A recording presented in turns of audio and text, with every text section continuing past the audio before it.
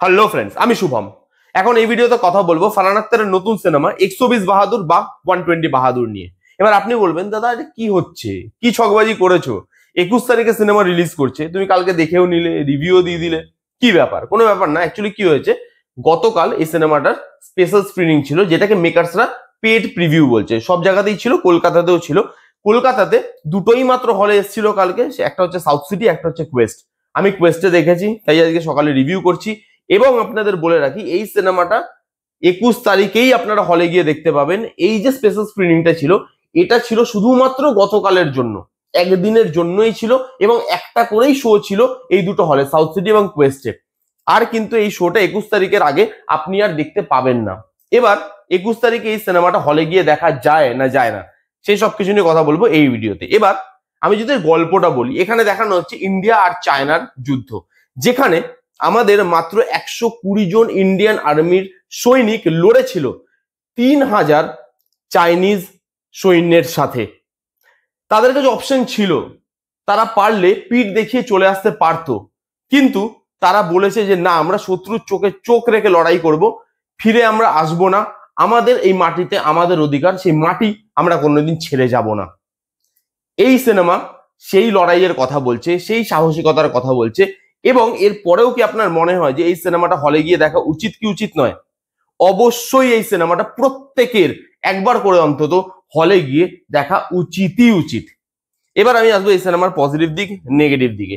প্রচুর প্রচুর পজিটিভ দিক আছে। প্রথমত, এই যে সাবজেক্টটা, এই সাবজেক্টটা না মানুষের জানা দরকার, কারণ এটা খালি একটা লড়াইয়ের গল্প নয়, এটা সাহসিকতার গল্প, এটা নিজের মাটিকে আঁকড়ে ধরে রাখার গল্প, নিজের মাটিতে নিজের অধিকার স্থাপনের গল্প। তো এই গল্পটা প্রত্যেক ভারতীয়র দেখা উচিত, প্রত্যেক ভারতীয়র জানা উচিত যে 120 জন মানুষ কিভাবে, কত সাহসিকতার সঙ্গে লড়াই করেছিল আমাদের দেশের জন্য, সেটা প্রত্যেকের দেখা উচিত, প্রত্যেকের জানা উচিত। তাই জন্য প্রত্যেককে এই সিনেমাটা অন্তত একবার আমি সিনেমা হলে গিয়ে দেখে আসতে বলবো। এমনি অনেক সিনেমা দেখে তো আমরা টাইম ওয়েস্ট করি, এরকম ধরনের সিনেমা খুব কম তৈরি হয়। তাই জন্য এইরকম ধরনের সিনেমা, এরকম ধরনের গল্প আমাদের জানা উচিত, শেখা উচিত। সেকেন্ড যেটা নিয়ে কথা বলবো, এই সিনেমার ভিজুয়াল, আউটস্ট্যান্ডিং ভিজুয়াল। প্রত্যেকটা জায়গায়, লাদাখে শুট করা, যেখানে যেখানে শুট করা হয়েছে সেখানে জায়গাগুলো এত সুন্দর। সেখানে যখন ওয়ার জোন, মানে জায়গাটা ওয়ার জোনে পরিণত হচ্ছে, জায়গাটা আগে কিরকম ছিল, সেই জায়গাটা কিভাবে ওয়ার জোনে পরিণত হচ্ছে, এবং যেখানে যুদ্ধ হয় খালি কিন্তু সেখানে যারা লড়াই করছে তাদেরই কিন্তু সেখানে যুদ্ধ হয় না, সেখানে যারা স্থানীয় বাসিন্দা তাদেরও কিন্তু সেটা ভয়ের একটা কারণ। যুদ্ধ কারোর জন্য সুখ বয়ে আনে না, যুদ্ধ ধ্বংসেরই কারণ হয় সব সময়, সেটা যে কারোর হোক না কেন। তো সেখানে যে স্থানীয় বাসিন্দা, তাদের কি প্রবলেম হয় যুদ্ধের জন্য, তাদেরকে কিভাবে মারা হয় যুদ্ধের জন্য, সেই জিনিসগুলোকে যেভাবে দেখানো হয়েছে ভিজুয়ালি, স্পেকটাকেল এই সিনেমাটা। প্রত্যেকটা জায়গায় আপনি দেখতে পারবেন যে কতটা ল্যাভিশ ভাবে তারা শুট করেছে, কতটা স্কেলে তারা গিয়ে শুট করেছে, এবং প্রত্যেকটা জায়গায় সেটা ভিজিবল। আপনার প্রত্যেকটা জায়গায় ভালো লাগবে। গান ভালো, বিজিএম আউটস্ট্যান্ডিং। প্রত্যেকটা যুদ্ধের সিকোয়েন্সে বিজিএম গুলো গায়ে কাটা দেয়, বিজিএম গুলো সিনেমাটাকে অনেক জায়গায় আপলিফট করছিল। ইমোশন এই সিনেমার, বিশেষ করে সেকেন্ড হাফে গিয়ে যেভাবে কানেক্ট হয় দর্শকের সাথে, সেগুলো খুব ভালো। ফার্স্ট হাফটা মেনলি যেগুলো কমন ট্রোপ থাকে এরকম ধরনের সিনেমা, সেগুলো দিয়েই বানানো হয়েছে।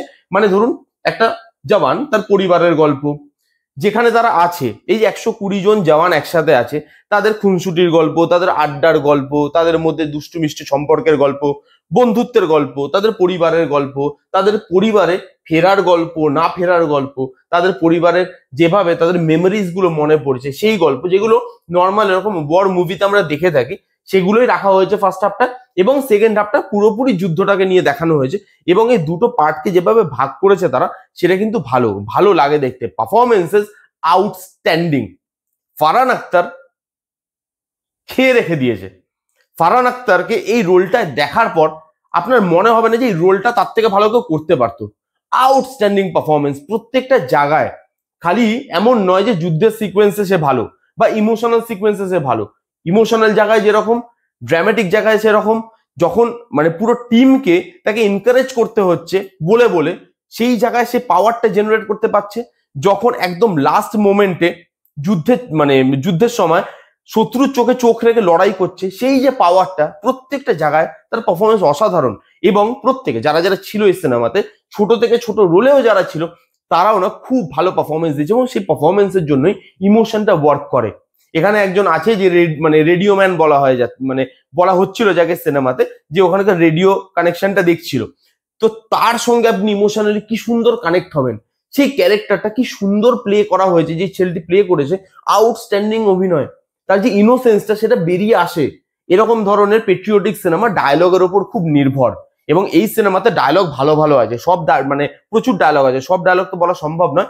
একটা ডায়লগ বলছি যেটা আপনার মনে না থেকে যাবে, যখন আপনি 21 তারিখে সিনেমাটা দেখবেন আপনি গিয়ে নোটিস করবেন ডায়লগটা আউটস্ট্যান্ডিং। একটা জায়গায় একটা ক্যারেক্টার অন্য একটা ক্যারেক্টারকে বলছে कि साहब उन लोगों को ढूंढिए, उन लोगों की खून आपको अभी भी जमीन पे मिलेगी और वो छाती का खून है, पीठ का नहीं।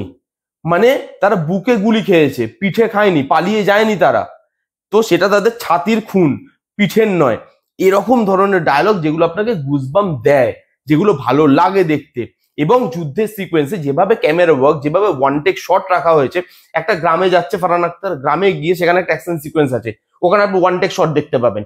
তারপরে যখন এখানে বন্দুকের খেলা শেষ, এবার হাতে হাতে হ্যান্ড টু হ্যান্ড ফাইট হচ্ছে ওয়ার জোনে, সেখানে আপনি ওয়ান টেক শট দেখতে পাবেন। ওয়ান টেক যেভাবে ক্যামেরা পুরো পুরো জায়গাটায় ক্যামেরা প্যান করতে থাকে, ওয়ান টেক শট যেভাবে নেওয়া হয়েছে সেটা ভালো, ক্যামেরা অ্যাঙ্গেল প্রত্যেকটা জায়গায় ভালো লাগে আপনার দেখতে। এবং সত্যি বলছি এই সিনেমাটা যেভাবে location wise, look and feel wise, গল্প ওয়াইজ, যেভাবে এই 120 জনের যে বীরত্ব, তার যে গল্পটাকে বলছে, যেভাবে দুটো ভাগে ভাগ করা হয়েছে, যেভাবে পারফরমেন্সেস, যেভাবে ইমোশন এখানে ওয়ার্ক করে, প্রত্যেকটা জিনিস টু দা পয়েন্ট ভালো লাগে দেখতে। এবার এই সিনেমার যদি আমি নেগেটিভ দিকে আসি, এই সিনেমার না দুটো নেগেটিভ দিক আছে।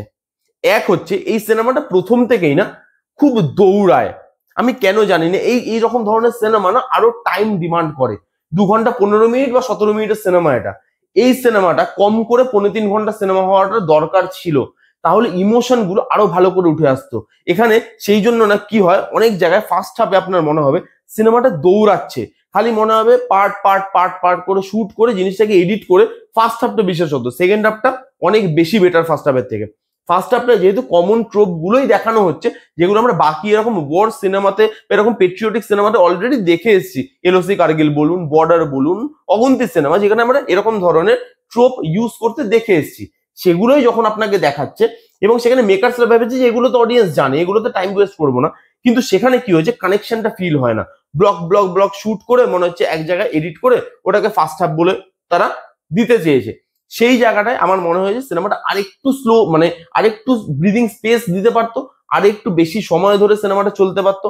আর কিছু কিছু জায়গায় edge of the seat moment গুলো ওয়ার্ক করে না, তাড়াহুড়োর জন্য মনে হচ্ছে যে হ্যাঁ এরপরে তো এটা হবে, এটা তো স্টেজ করা আছে, আমি আগে থেকেই বুঝতে পারছি। সেই জন্য যেই সিনটা চলছে তার যে edge of the seat moment, সেই মোমেন্টটা বেশিরভাগ সময় এসছে উঠে, কিন্তু অনেক সময় এরকম হয়েছে যে এজ অফ দ্য সিট মোমেন্টটা আমি কিন্তু পাইনি।